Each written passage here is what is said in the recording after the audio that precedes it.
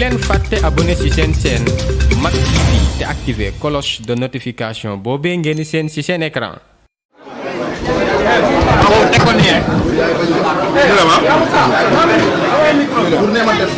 Bismillah Diouf noo def Diouf maa ngi laa nuyu alay papa den nuyu maa ngi lay fay sant nga wax Pape Diouf baat yu daw yaram ne ko Pape wax nga sant ba ne Pape da nga nekk ci compétition dëgg la xam nga bu fekkee da nga nekk artiste wala nga nekk sportif ñu am ci compétition dafa am ñeneen ñoo xam ne dañuy def bi ngay def dañ ci war a seet ñi nga xam ne ñoom ñoo ci gën a ràññee ci par nañ koy defee ak tamit talent bi ñu am ak li ñuy wax ak li ñuy digle ak tamit li ñuy wone donc aar tamit mën nga woy mais il faut nga am imagination il faut nga nekk koo xam ni li ngay wax dafay capter nit ñi parce que wax ji am na ci solo trop maanaam genre poésie la boo xam ne da nga koy wax te boo koy waxee nit ñi dañ koy déglu di ci seet li nga wax lan la di ko analyser di seet ndax am na njëriñ wala déet loolu mooy artiste te Pape Diouf dafa bokk ci loolu parce que xam nga ne am na talent mën na woon loolu kenn yarante wu ko sérieux na tamit ci li muy def li man tamit ñu ngi koy bokk ak mbokkam ak ñu muy nekkal ndax générosité tamit dafa bokk ci liggéey bokk ci àddina donc Pape Diouf dafa nekk xale boo xam ne li muy def mën na ko donc je crois que c'est bien encadré rek. ci biir wax ji wax moo bari ko Pape tu as perdu beaucoup de temps. non il a perdu beaucoup de temps loolu li ma ko wax mooy fi nga toll sax niveau la du respectable mais mën nga ko passer. ça veut dire qu'il peut mieux faire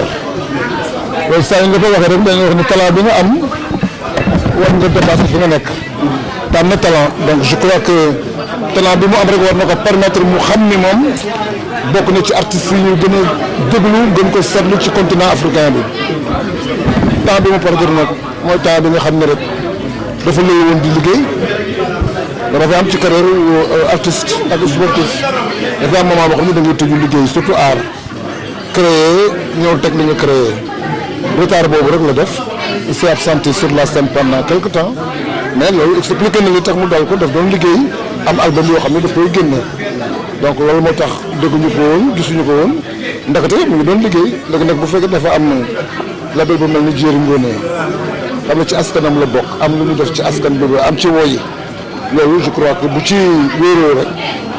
non seulement dina am woy ndax li ko lal woy la ak jëf te jëf gi mi ngi ci je crois qu'il va atteindre le sommet donc li muy wutee quoi. waaw kon kenn mu toog yow te di wax yu sport tey lamb coow li bari na surtout coowal CNG entre la CNG dañ ko war a def fédération kii damay jiite ba dégg nañ ay jeunes sax yu jóg ku ci mel ni Keba Kanté ku ci mel ni géotechnique dégg nañ ci Mohamed Ndao Tyson ak ku mel noonu problème tey bi lamb am tey. xam nga lamb ak coow ñoo mës a am loolu moo koy dundal. te coow li yëpp boo seetloo ñu ko wër ñoo koy wax mais ñuy décider déglu ñu wax dara donc loolu rumeur rek lañ ko mën tuddee xalaat wax ñu jox la micro tàllal la ko nga wax ñun nag am na droit ni dama bëgg loo xam ni bi may xale ba léegi moom mooy sama po ci laa màggee def naa ci sama alal jël na sama temps war naa ko mën a laajte war naa ko mën a diriger c'est légitime. Keba Kanté li mu def góor loolu lay def su bëggee dara daf koy wane. il a été très courageux amul ci dara loo xam ne xalaat na ko ci gëm na ni mën na ko yore mais xam nga dafa am malheureusement kenn koo xam ne mooy décidé xam nga loolu dafa doy waar. su kuréel boo gis rek dañu war a daje seen biir tànn ki leen di jiite loolu moom normal loolu association internationale yëpp loolu la ñu wax. mais comme que lamb bi dafa doon kuréel boo xam ne kuréel spécial la pour que CNG la comité national de gestion la mais du comité national provisoire bu doon provisoire kon du yàgg li ko yàggal mooy comité national de gestion la mais bu ñu demee nag ba ki nga xam ne dañ koy jiite wala ki nga xam ne daf koy jiite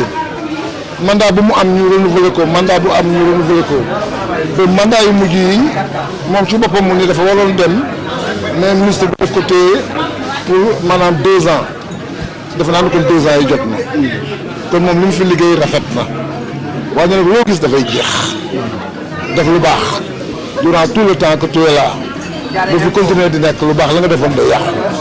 ndax lu koy yàq mooy ñi nga xam ne dañ la wër bëgg a jël sa place bëgg a ñoom tamit diriger bàyyi leen ñu diriger léegi gis nga le 31 octobre su fekkee ni par exemple ministre bi renouvelé na ko ñu tant mieux am na raison bu tax ministre bi xanaa duñ ko dénk loo xam ne réew mi yëpp ko moom bu fay teg loo xam ni baaxul ba boo liggéey mu nar ko yàqal postam kooku def naa di ko def donc bu fekkee xalaat nañ daf koy maintenir am na ay raison yu tax mu maintenir ko su xalaatee tamit ni dafa war a bàyyi ko mu dem noppalu ko ji je crois que loolu tamit mën na ko def mais en tout cas moom ci boppam nee woon na daf koy prolonger pendant un certain temps te je crois que comme la dernière décision lui revient ministre bi mooy apprécier mooy seet mais nag li muy seet na doon lu leer parce que affaire bu CNG bi affaire bu ndaw de nit yàgg naa wax jox leen moom mu jiite ñu jox ko mu jiite dafa ci dara ci li ñu bëggoon bu fekkee tamit Alioune Sarr dafay continuer moo xam su dul continuer tamit moo xam mais en tout cas CNG bu ñu koy dénk dañ ko dénk koo xam ni attan na ko loolu affaire bu ndaw jërëjëf Pape. bu leen fàtte abonné ci seen chaîne Mak TV te activer cloche de notification boobee ngeen di seen ci seen écran